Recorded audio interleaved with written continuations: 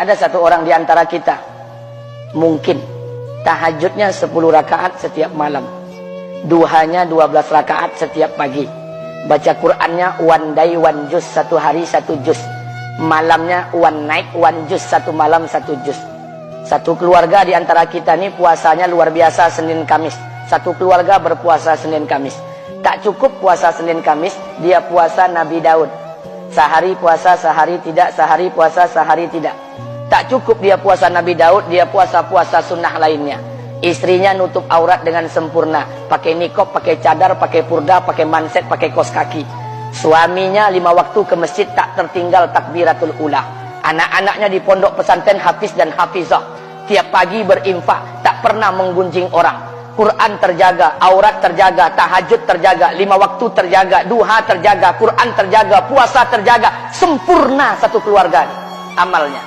Tapi sudah 8 tahun dia tak tengok ayah ibunya. Sudah bertahun-tahun dia tak nyapa kedua orang tuanya. Sudah bertahun-tahun dia tak berhubungan baik dengan ayah ibunya. Sudah berminggu-minggu dia berkelahi dengan ayah ibunya. Sudah berhari-hari dia bermusuhan dengan kedua orang tuanya. Maka anak seperti ini, seluruh amal yang mereka kerjakan tertolak di sisi Allah Subhanahu wa taala, tidak akan diterima Allah.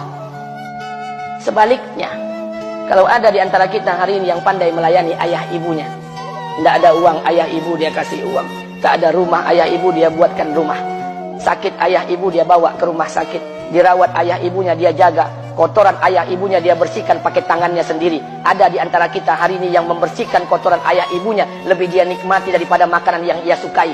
Begitu luar biasanya dia melayani ayah ibunya.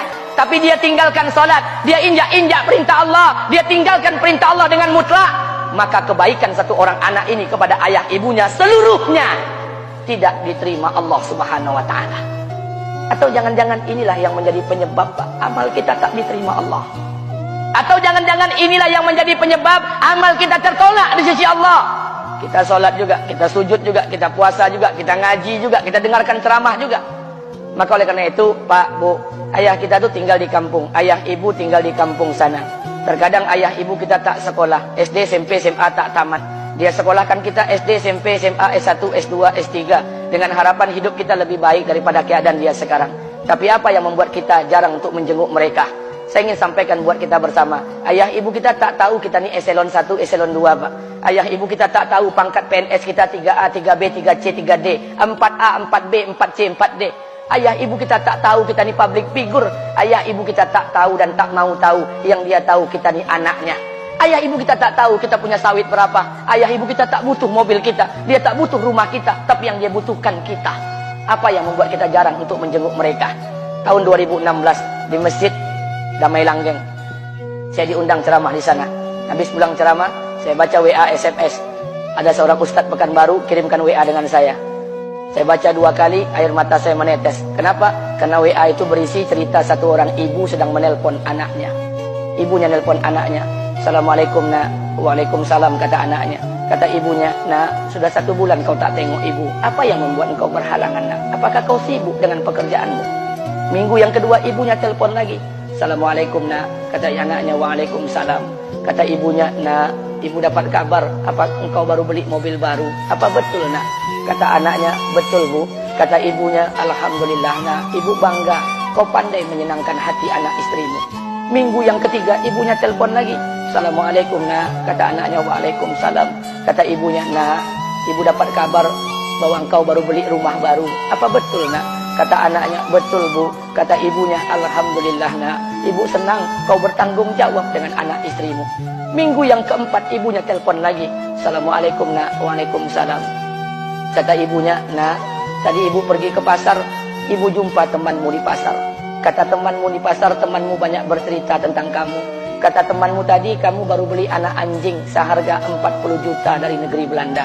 Apa betul nak? Kata anaknya, betul. Kata ibunya, nak, dengarkan pesan ibu untuk terakhir kalinya. Apa pesan ibunya? Wahai anakku, engkau pelihara 1 ekor anjing. Kau siapkan harga anjing 40 juta. Kau siapkan rumah untuk anjingmu depan rumahmu. Kau jaga anjingmu pagi, siang, dan sore. Kau mandikan anjingmu pagi, siang, dan sore. Kau kasih makan anjingmu pagi, siang, dan sore. Demi Allah nak, dengarkan pesan ibu untuk terakhir kalinya. Apa kata ibunya?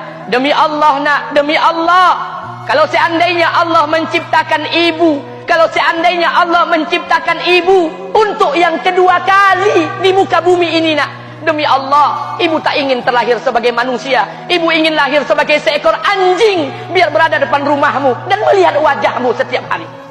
Ibu kita tak butuh harta kita, Pak. Dia tak butuh uang kita, dia butuh kita. Apa yang membuat kita jarang untuk menjenguk mereka? Pantas hidup kita tidak berkah.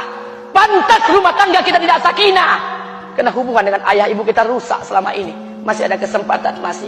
Yang jauh telepon, yang dekat kunjungi mereka. Demi Allah, kita butuh keberkahan doa mereka. Yang sudah meninggal, ziarahi kuburnya dan doakan mereka.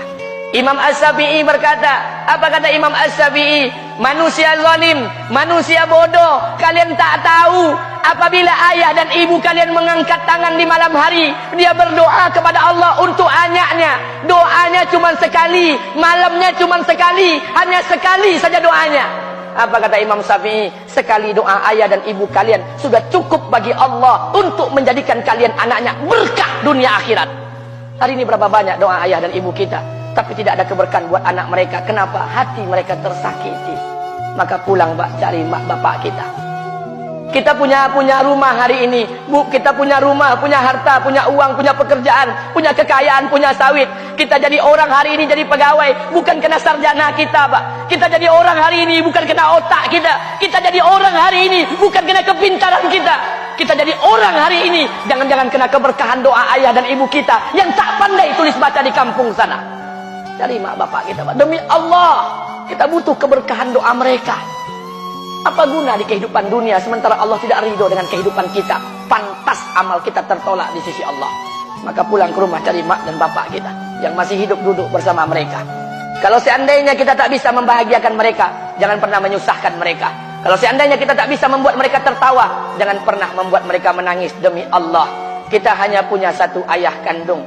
Kita hanya punya satu ibu kandung. Tidak akan ada ayah kandung yang kedua. Tidak akan ada ibu kandung yang kedua. Harta kita cuma satu. Ayah kita cuma satu. Ibu kita cuma satu. Tidak akan ada ayah kandung yang kedua. Tidak akan ada ibu kandung yang kedua. Pangkat jabatan bisa dicari. Harta bisa diraih. Kesempatan membahagiakan ayah dan ibu kita hanya sekali di kehidupan dunia ini, Pak. Pulanglah. Ketika mereka memanggil, tinggalkan istri, tinggalkan pekerjaan, tinggalkan semua proyek kita. Demi Allah, datangi mereka. Kata Nabi, sesaat kalian duduk bersama ayah dan ibu kalian akan mendatangkan keberkahan. Kenapa kalian tidak duduk bersama mereka? Jangan-jangan inilah yang menjadi penyebab